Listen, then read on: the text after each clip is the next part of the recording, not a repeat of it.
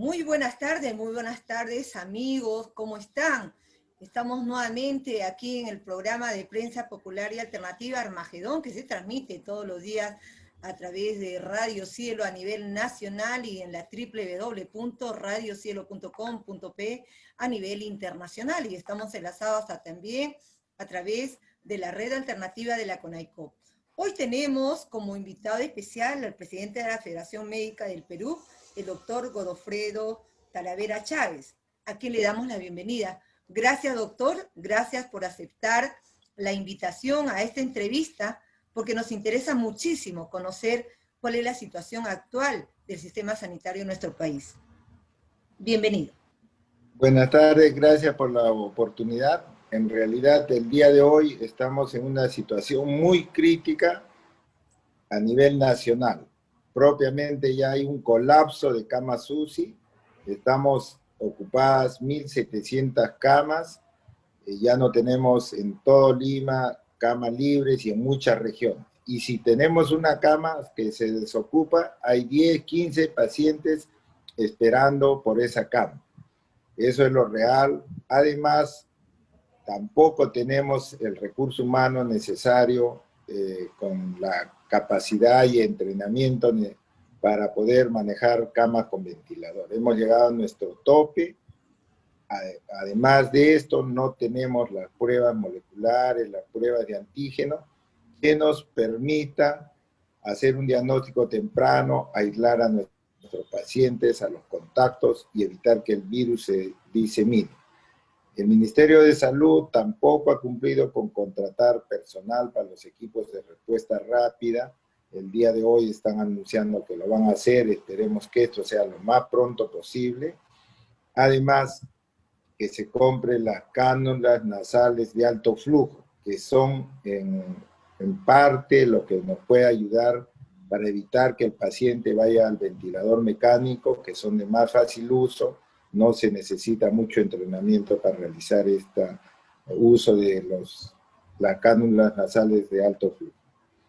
Doctor, ingresando un poco y profundizando el sistema sanitario en nuestro país, según la Organización Panamericana de la Salud, se habla de que el Perú es uno de los países que menos prácticamente invierte, destina en el sector salud, un menos del 3%, si no mal recuerdo. En realidad, esa situación que se ha venido desde ya muchos años ha afectado directamente, ¿verdad?, en el sistema sanitario. ¿Cómo usted nos podría explicar de qué manera ha afectado y cómo debería ser?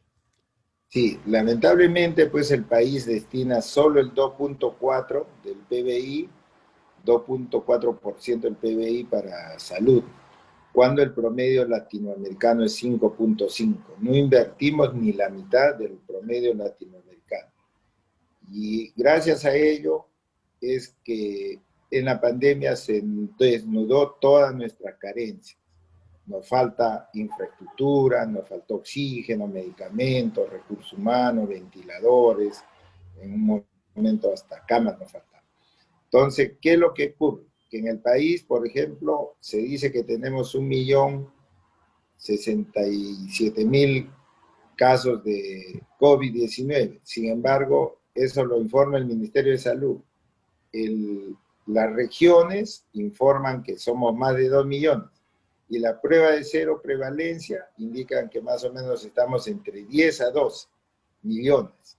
O sea, tenemos el más alto porcentaje de contagiados a nivel mundial, porque hay que recordar, los países con más alto contagio que se considera en este momento a Bélgica, no pasa del 10%, y nosotros estamos llegando al 40%. Además, la mortalidad, tenemos al día de hoy un poco más de 39.000.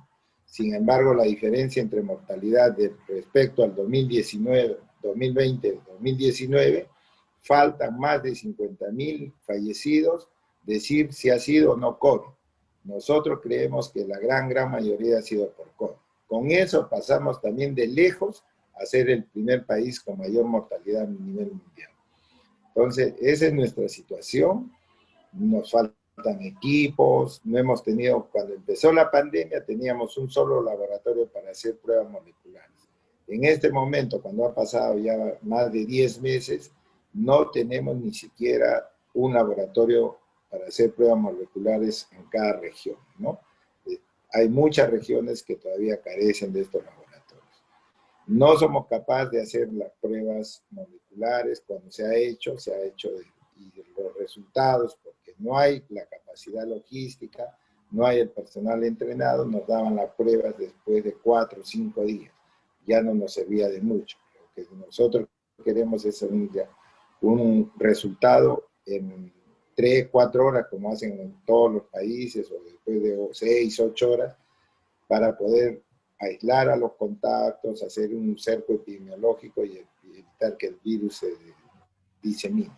Ahora no se compran las pruebas de antígeno, que tienen un valor similar a las moleculares. Sin embargo, eso sí se puede hacer a la cabecera del paciente en cualquier centro de salud, no se necesita de tecnología, solamente tener el kit, hacer la toma de muestra y tener resultados después de 30, 40 minutos, ¿no? Entonces, eso es lo que se está pidiendo en este momento, como una emergencia, tener estas pruebas de antígeno, que se contrate personal y la compra de las cánulas nasales de alto flujo. Esas son nuestra prioridad en este momento para poder luchar de alguna manera, evitar pues que sigan falleciendo más peruanos, que se sigan contagiando o que lleguen a las UCIs, unidades de cuidados intensivos, ¿no? Claro, durante muchos años se ha hablado de que el Perú es uno de los países con buenos logros macroeconómicos. Sin embargo, eso no se ha reflejado en los servicios básicos esenciales, no tanto en el sector de educación. Lo hemos vivido nosotros en carne propia, todos los maestros, y también, por supuesto, ustedes, los médicos, lo han vivido en carne propia en el sistema de salud. La falta de implemento, la falta de infraestructura, ha crecido la tasa de la población. Sin embargo, no vemos más hospitales, por ejemplo, aquí en la capital, ¿no? Falta infraestructura de hospitales. Cuando uno va y hace una cita, nos dicen, bueno, no tenemos el instrumental médico. O sea, todo eso significa que falta, por supuesto, incrementar el presupuesto de salud. Ese es Sí, uno de los puntos que ustedes están pidiendo, ¿verdad? El aumento del presupuesto. Nosotros pedimos aumento de presupuesto. Lamentablemente en el gobierno anterior del expresidente Humala no se incrementó como estaba en su plan de gobierno de 0,5% por año. Ahora este 2016 votamos por un plan de gobierno que decía claramente que se iba a incrementar para salud 0,5% del PBI por año. No se ha cumplido. En 5 años, incluida la pandemia, solo se ha aumentado el 0,4. Esto hace pues, que no solamente no se hagan hospitales aquí en Lima, sino el Hospital 2 de Mayo, Loaiza, Cayetano, el Niño de Breña, Sergio Bernales, María Auxiliadora, el Hospital San Bartolomé, son declarados inhabitables por defensa civil y por las municipalidades, ¿no? Entonces, ese es nuestro sistema de salud. Saludamos al doctor Teodoro Quiñones y le cedemos. Con nosotros ya el doctor Teodoro Quiñones. Pero doctor, buenas tardes y gracias por aceptar la invitación. Bienvenido. Buenas tardes, les habla el doctor Teodoro Quiñones, secretario general de SINASO. Gracias por la invitación. Saludos al doctor Godofredo, gran luchador de la Federación Médica, con el cual hemos compartido luchas en estos últimos meses. Y realmente hoy recibimos la visita que para nosotros ha sido un honor y respaldo moral en estos momentos difíciles que atraviesa el SINASO. Doctor, desde ya toda nuestra solidaridad a la lucha de los trabajadores de la salud de parte de la prensa popular y alternativa a nivel nacional e internacional. Vamos a enviar estos videos a nivel de las diferentes plataformas. Y queríamos conocer, estábamos hablando con el doctor Godofredo, la situación crítica en la que se encuentra el sistema sanitario en nuestro país. ¿Qué nos podría decir con respecto a este punto, doctor? Ustedes lo viven en carne propia, día a día. no solamente en la falta de medicamentos, la falta de implementos básicos, esenciales para poder atender. ¿Cuál es la situación que ustedes están viviendo para que lo conozca el público que nos escucha? Mire, salud como su sector de la salud pública, ya estamos nosotros en un sistema deficitario en cuanto a infraestructura y recursos humanos. Antes de la pandemia, le faltaba más o menos a salud 6.000 especialistas y algo de 5.000 enfermeras. Los comentarios de los presidentes de la Sociedad de Medicina Intensiva nos dice que el país necesitaba un promedio de 2.000 especialistas intensivistas. Tenemos 750. Vizcarra anunció que iba a cerrar con 2.000 camas efectivas. Llegamos solamente a 1.600 o 1.700. En un momento llegó a plantear hasta 4.000 camas. Pero el tema no es solamente el recurso de infraestructura, sino el recurso humano. Porque ahí comienza la brecha entre la oferta y la demanda que tiene salud. Tenemos en el país provincias completas que no tienen ni un solo especialista. El callejón de Conchucos, que es el callejón pobre de Ancash, que cubre Huari, Piscobamba, Pomabamba, Siguas, no tiene, por ejemplo, pediatras, cirujanos, ginecólogos. Y nosotros ya hemos partido diciendo de lo mínimo que tiene que tener el trabajador que aporta, es por lo menos un equipo básico a nivel de todas las provincias. No puede haber provincias como, por ejemplo, Celendín, Cajamarca, donde yo acabo de hacer mi última visita. No tiene un solo médico especialista. Y nosotros conceptamos que en toda política de salud hay 3 grupos fundamentales de riesgo. La mujer en edad fértil, el anciano y el niño. Entonces, ¿cómo puede ser posible que haya provincias completas, provincias anexas que no tengan ni un pediatra, ni un ginecólogo, ni un internista que pueda ser a veces un posible geriatra en un futuro? Entonces, ¿cuál es la visión espacial, geográfica, geopolítica que tienen estos ministros? Hemos tenido la mala suerte de tener médicos brillantes como especialistas, pero como gestores, conocedores del Perú, son un cero a la izquierda. Entonces, tenemos regiones como Puerto Maldonado, donde el Hospital del Seguro Social no tiene especialistas, no tiene intensivista, ¿no? Tiene 2 pediatras, 2 ginecólogos, uno de ellos hace la veces del director. Definitivamente en esos hospitales no está asegurada los equipos de emergencia. Eso como primer plano. Ahí ya pasaremos al tema de infraestructura.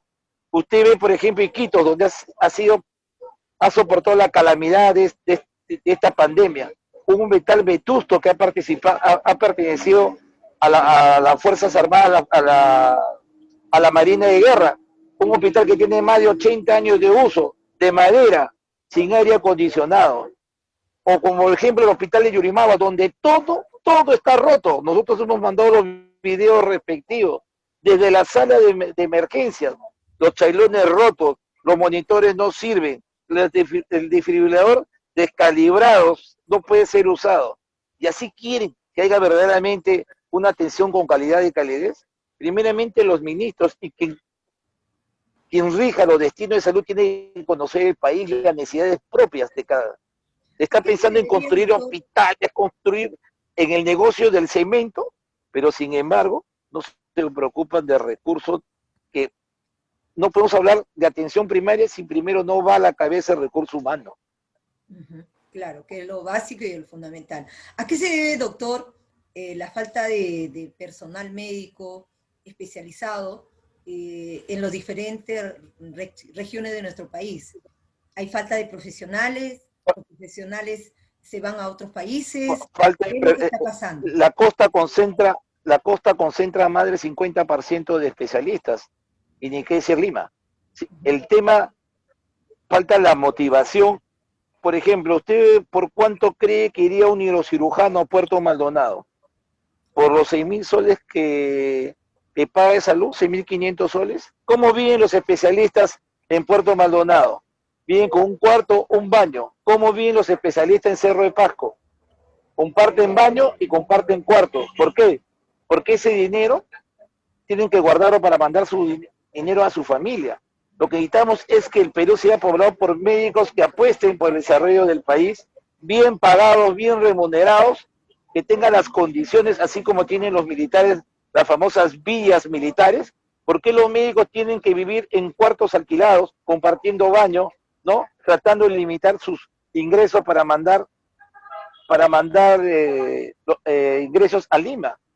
¿Qué es lo que se consiguió en un momento determinado? El famoso 15 por 15. Pero el 15 por 15 atenta contra la familia, contra la unidad conyugal, porque tienes médicos que se desaparecen de sus hogares 15 días. Y ya sabemos muchas veces en qué ha terminado esas benditas separaciones en aras de progreso material. Pero ¿qué más significa? De que no cuentes en el momento apropiado con los especialistas. Porque hay regiones, por ejemplo, Iquitos ha perdido su oncólogo en esta última pandemia. Yo le quiero preguntar, ¿qué oncólogo va a ir a trabajar en Iquitos por 6.500 soles? La pregunta sería esa. ¿O qué cirujano de coras va a ir a trabajar a Moyobamba? ¿O qué pediatra quiere ir por 6.500 soles, ¿no? Que tiene que compartir su sueldo de su estadía a Yurimaguas o a Siguas, ¿no?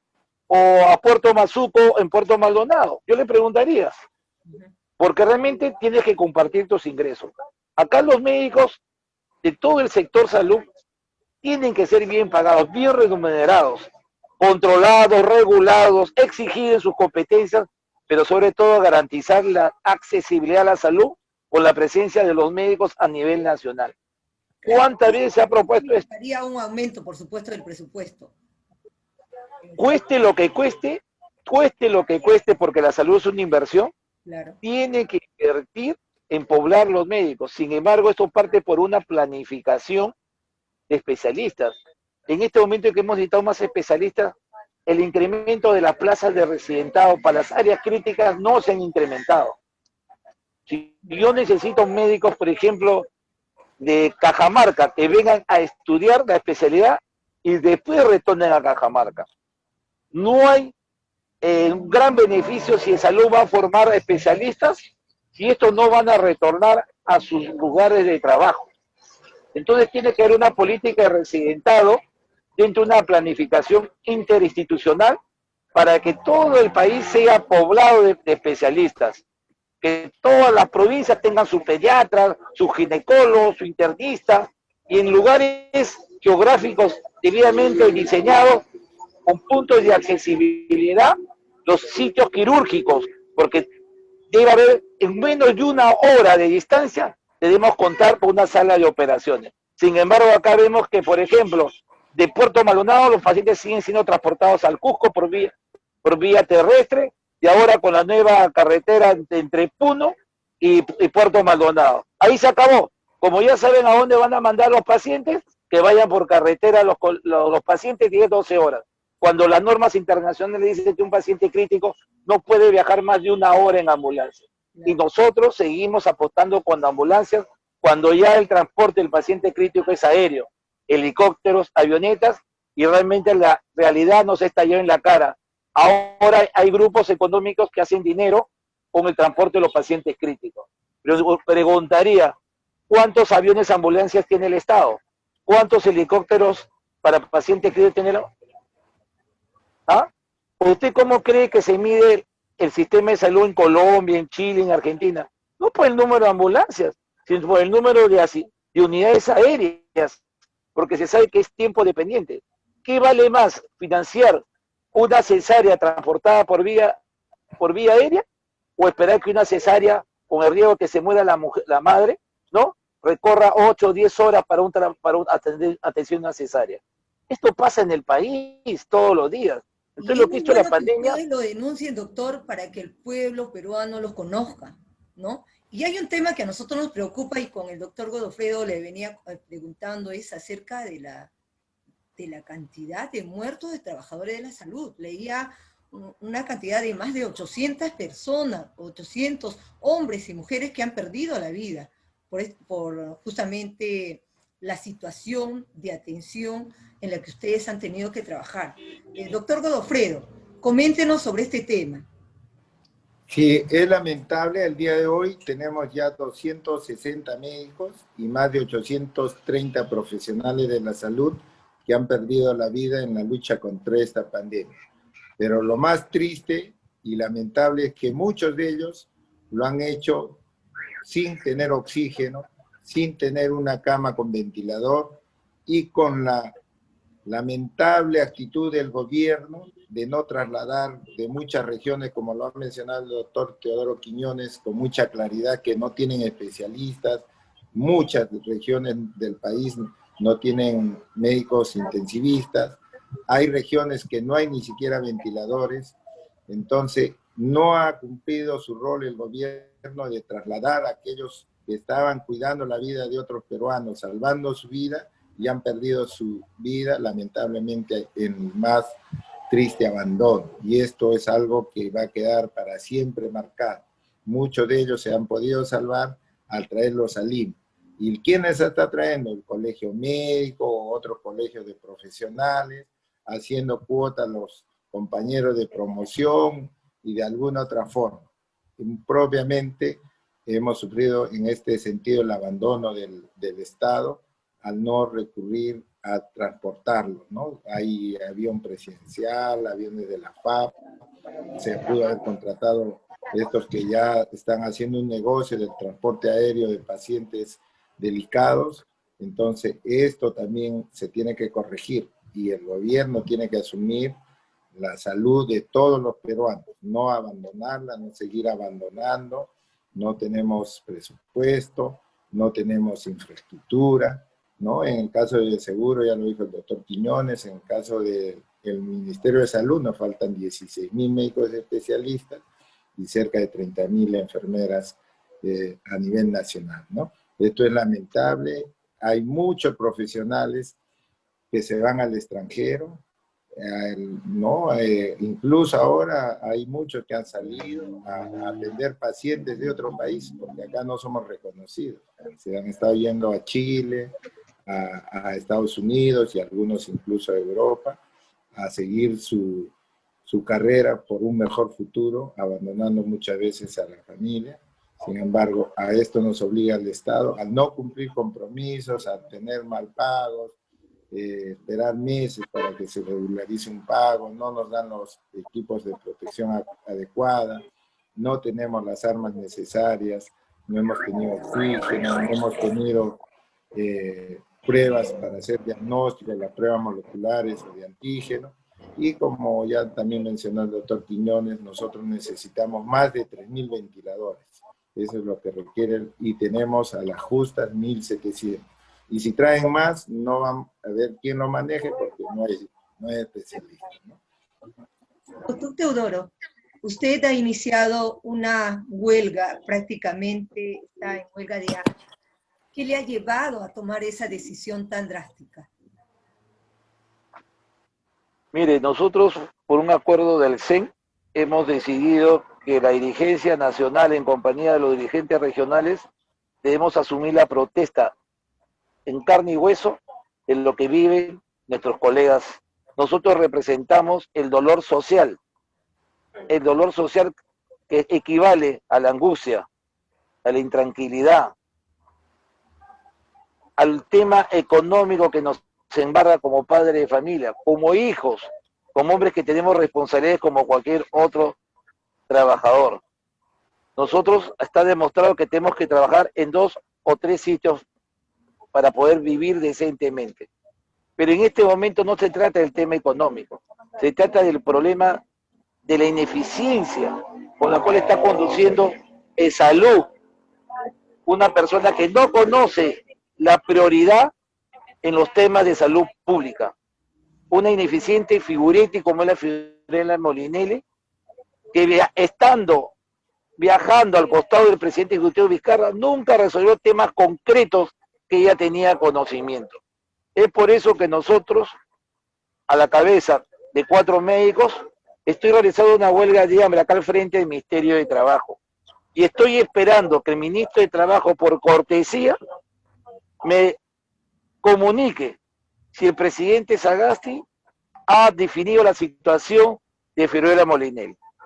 El día de ayer nos recibió el ministro de Trabajo y nos dijo que él iba a transmitir, porque así se comportan los ministros como mensajeros, no como responsables políticos de una cartera, a pesar que Salud está adscrito al Ministerio de Trabajo. Pero sin embargo, él se comprometió a llevar el mensaje al presidente Sagasti, y desde luego Sagasti se convierte en el único responsable político de lo que pueda pasar con el subsector de salud. Nosotros lo hacemos responsable de lo que venga. Después, nosotros, al ser comunicados de la decisión del presidente ejecutivo, evaluaremos el inicio de una huelga nacional indefinida, porque nosotros también somos padres de familia, nosotros también morimos como cualquier otra persona, nos enfermamos, también dejamos viudas, dejamos huérfanos, dejamos madres, y hasta el momento no hay un verdadero reconocimiento económico, porque realmente los huérfanos tienen que comer, tienen que estudiar, de las madres, de los padres que han apostado por un proyecto en sus hijos. Cada hijo médico es un proyecto de la familia. Nosotros los que venimos de provincias de origen provincial sabemos que somos el esfuerzo no solamente del papá, la mamá, sino de la tía, del tío, del padrino, que suman voluntad y esfuerzo para dar un producto a la sociedad con entereza moral y verdadera capacitación. Desde ya me ratifico, nosotros no vamos a levantar la huelga de hambre hasta que el ministro nos comunique cuál es la decisión del presidente de la República. Si el presidente de la República pretende mantener en el cargo a Fiorella Molinelli, bajo todas las circunstancias, inclusive la Contraloría la señala por hacer mal uso de los recursos, sobrevaloración de los test de diagnóstico, 41 millones de soles por 1 millón de pruebas. Los hospitales blancos llegaron 2 o 3 meses en forma tardía. Hay problemas en la calidad de los equipos de protección, que es un tema que no se termina de solucionar. Pregunto, Iquitos, 2 curas de Iquitos pudieron ponerle al hospital regional de Iquitos en 3 semanas la planta de oxígeno. La planta de oxígeno. Sin embargo, en 10 meses, hasta ahora, el Salud no puede poner una planta de oxígeno porque el hospital de Iquitos funciona con una planta prestada por una minera. Igual pasa con Huánuco. Los doctores han estado acá, o los presidentes del cuerpo médico, y han dejado testimonio de lo que va a ser anunciado en el Congreso. Esto es una crónica y una muerte anunciada. Ya la gestión presidida por Fiorella Molinelli sabía lo que iba a pasar, y sin embargo ha hecho caso omiso. Los mismos errores que se cometieron en la primera ola se están volviendo a cometer. Falta de planificación, falta de previsión, falta de preposicionamiento con todos los recursos que tiene Salud. Entonces, me ratifico, nosotros, a nombre del SINASOC, en nombre de los 10.000 profesionales de la salud que tiene el SINASOC, médicos, químicos, farmacéuticos, odontólogos, pedimos, exigimos la salida inmediata de Fiorella Molinelli. Y señor ministro de Trabajo, estoy esperando su respuesta aquí, en una carpa, frente al Ministerio de Trabajo. Por cortesía, infórmeme cuál es la decisión del presidente Sagasti, para yo tener y comunicar a mis 156 bases de lo que vamos a tener que hacer como siguiente paso para defender la integridad de todos los médicos del sector de salud. Doctor Godofredo, se está hablando ya de una segunda ola. Como explica el doctor Teodoro, como usted mismo lo explicó, prácticamente las cosas no han cambiado. ¿Qué es lo que se viene? Bueno, en realidad sí han cambiado, pero no estamos peor que el año pasado, ¿no? Estamos con menos recursos humanos, han fallecido, como usted ha escuchado, 830 profesionales de la salud, 266 médicos que ya no van a poder ser reemplazados. No hemos mejorado en nada nuestro sistema, no se ha mejorado el presupuesto, no tenemos agotamiento, tenemos más de 12.000 compañeros médicos que han enfermado en la pandemia, muchos de ellos han quedado con secuelas, tanto físicas como psicológicas, y el gobierno no hace nada por mejorar la salud. No da lo suficiente, como ya le mencioné, presupuesto primero para contratar recursos humanos y cumplir con los pagos puntuales, los bonos, todo lo que ofrecen, que se da después de 4 o 6 meses. Ante la falta de especialistas, se está haciendo horas complementarias, adicionales. Sin embargo, es increíble que hace un poco más de 2 semanas se haya pagado recién mayo, abril, mayo, junio, y se debe desde julio para adelante. Han dado presupuesto para pagar hasta octubre, esperemos que paguen estos días, pero es algo increíble. Se trabaja y no se paga. Eso ocurre solo acá en el país y parece que solo en salud. Además, no tenemos, como ya le he mencionado, no se amplió en estos 3 meses de calma el número de ventiladores mecánicos, no se capacitó al personal, no se ha implementado las pruebas moleculares o pruebas de antígeno, no hay los equipos de protección personal de calidad, que debían ser las mascarillas KN, nos están dando las NK, que no son iguales, no se cambia con la misma frecuencia, no se hace las pruebas a los trabajadores, particularmente en el Ministerio de Salud, por falta de pruebas, nos menciona, entonces estamos en peores condiciones. Esperemos que toda la población se cuide, estamos en momentos difíciles, que esperamos también pues, que el gobierno, hoy día ha habido Consejo de Ministros, que haya decidido ver a salud y solucionar los problemas. En el Ministerio de Salud es la implementación de una tercera fase de escala salarial, además de dar mayor presupuesto, y en el salud básicamente es el cambio de la señora Molinelli, que no conoce su cargo, no es profesional de la salud, además ha demostrado su ineficacia al no comprar las pruebas adecuadas para hacer diagnóstico, no proteger a sus trabajadores, trasladándolo de las regiones hacia Lima, ha hecho inversiones sobrevaloradas en hospitales que muchos han sido elefantes blancos y los ha hecho ya cuando la pandemia o la ola pasó. Igual esperemos que ahora, si se da recursos, sean usados en forma pronta y no se espere pues 2, 3 meses cuando ya estemos fuera de la segunda ola. Bien, la última pregunta, doctor Teodoro. Se está pidiendo el cambio de la presidenta ejecutiva de salud, Fiorella Molinelli.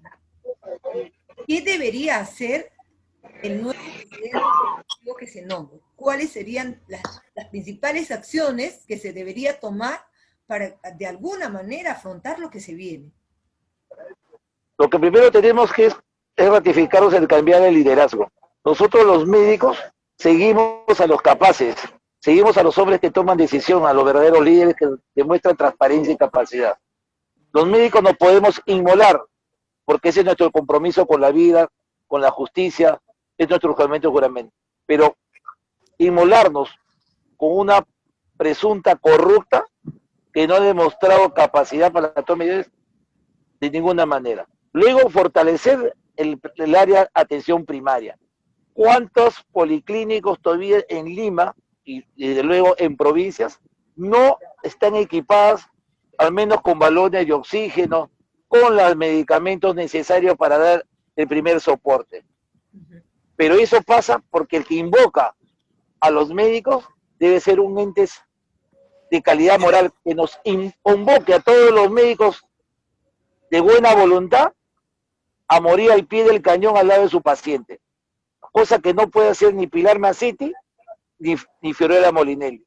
Nosotros los médicos estamos formados para ofrendar nuestra integridad en aras de nuestros pacientes, pero no es lo mismo morir con un general descalificado que morir con un San Martín o con un Bolívar al lado. ¿Usted cree que alguien va a sacrificar su integridad por Fiorella Molinelli? ¿Usted cree que alguien va a sacrificar su integridad por Pilar Massetti? Hay que tomar decisiones, pero primero hay que convocar a los recursos humanos. Dinero hay. El gobierno ha dispuesto dinero, pero le voy a dar al gato para que cuide el queso, a los ratones para que cuiden el queso. No, de ninguna manera. Acá va a haber otro festín de dinero. Se quiere gastar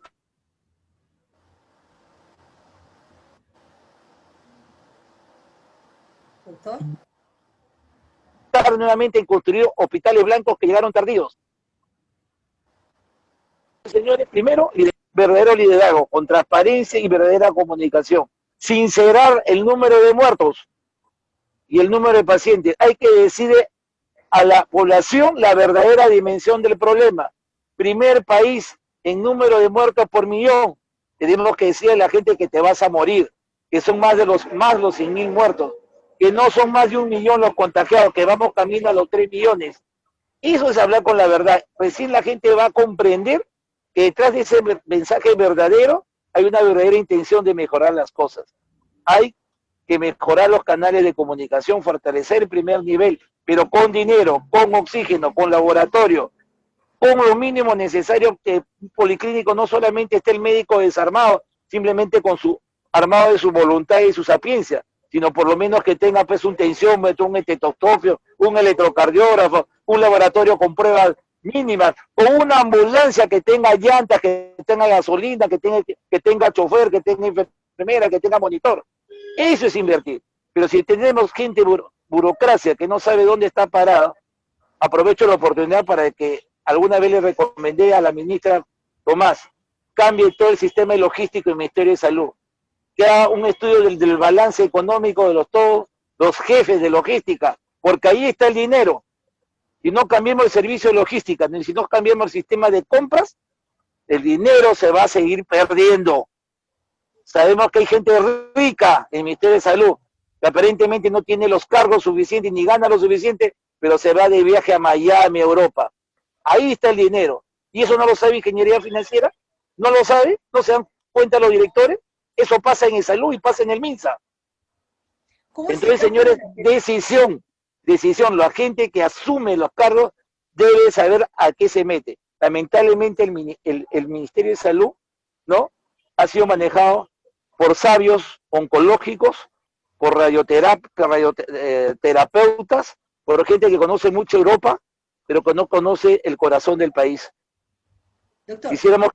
Quisiéramos que vuelva un ministro que se ponga mandil blanco todos los días y que use un estetoscopio, ¿no?, para tomar decisiones, y no mire la pizarra y solamente escuche a sus asesores para que otros tomen la decisión y no él. Doctor, una última pregunta al doctor Godofredo y también usted, doctor Teodoro. En mayo del año pasado, en carne propia viví la pérdida de un familiar muy cercano justamente por COVID.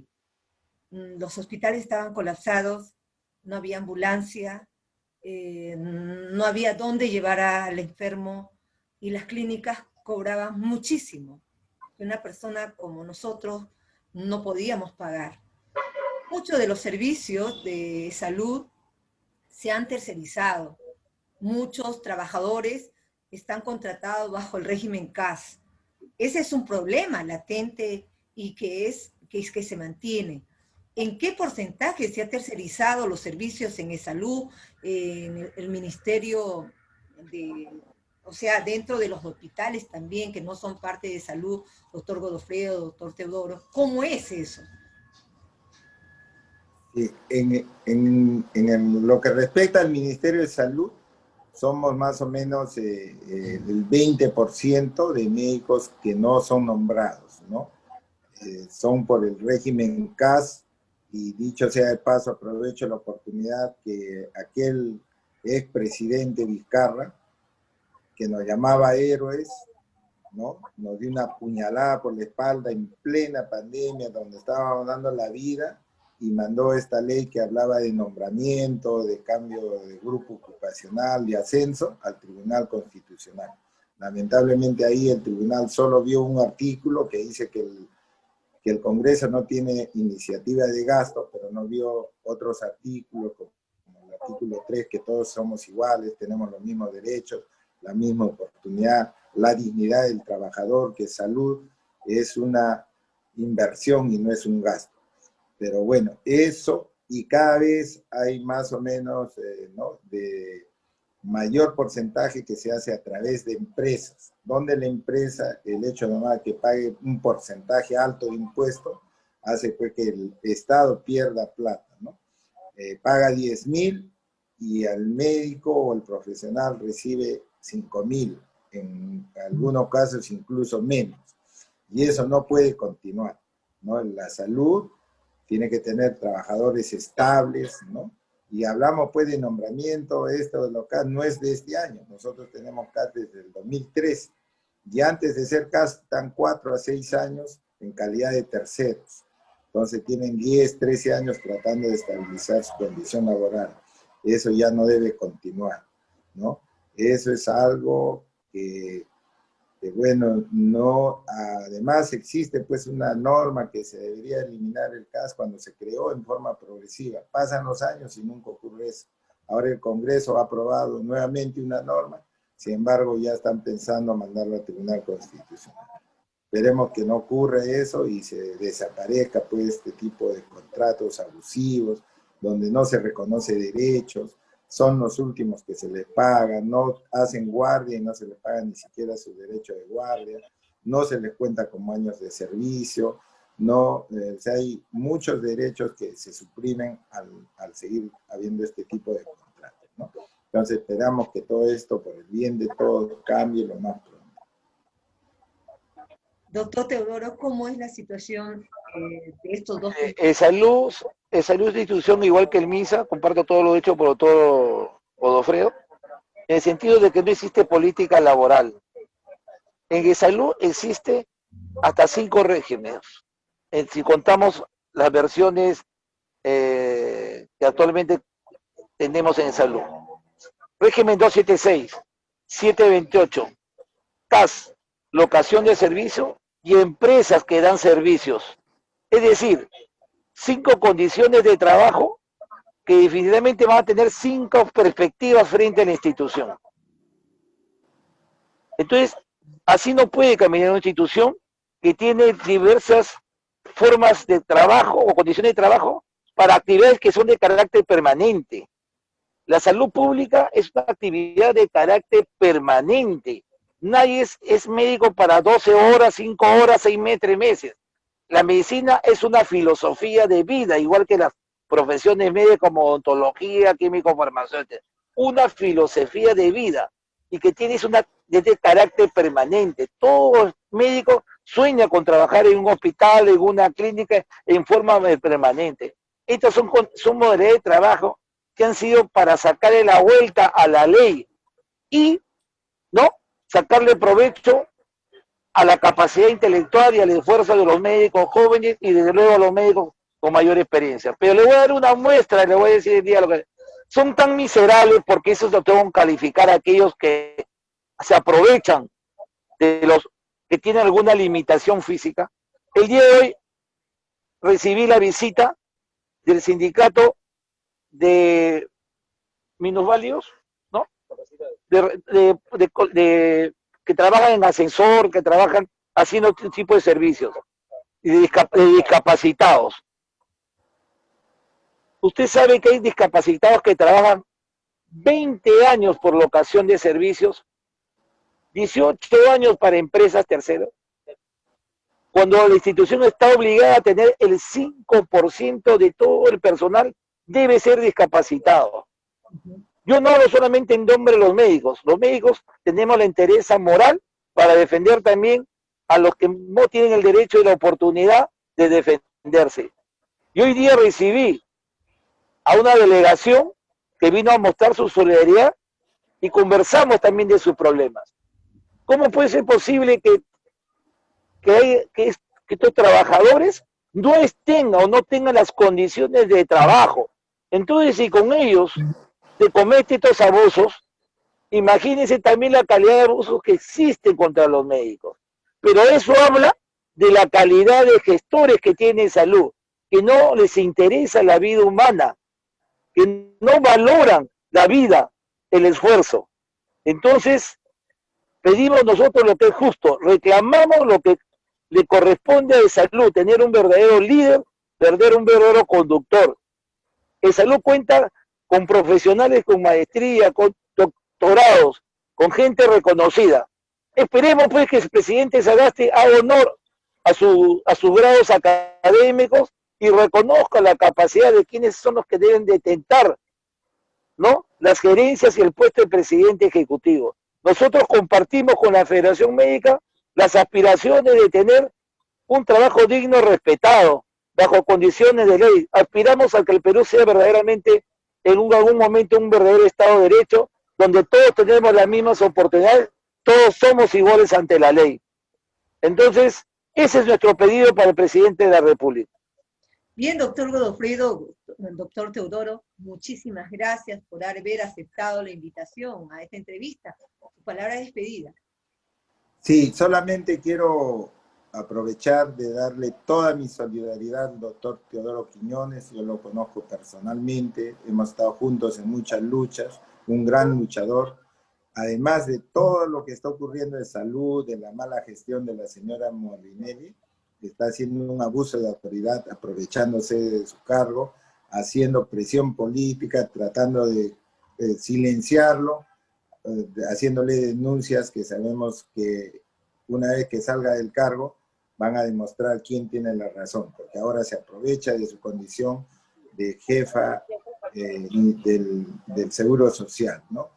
Esperemos que pronto sea retirada y todos los cargos que tiene el doctor Quiñones, que ha hecho esta mala funcionaria, sean archivados. Y por supuesto que la justicia, estamos seguros, va a caer sobre la mala gestión que ha hecho en la seguridad social. Doctor Teodoro, su palabra de despedida.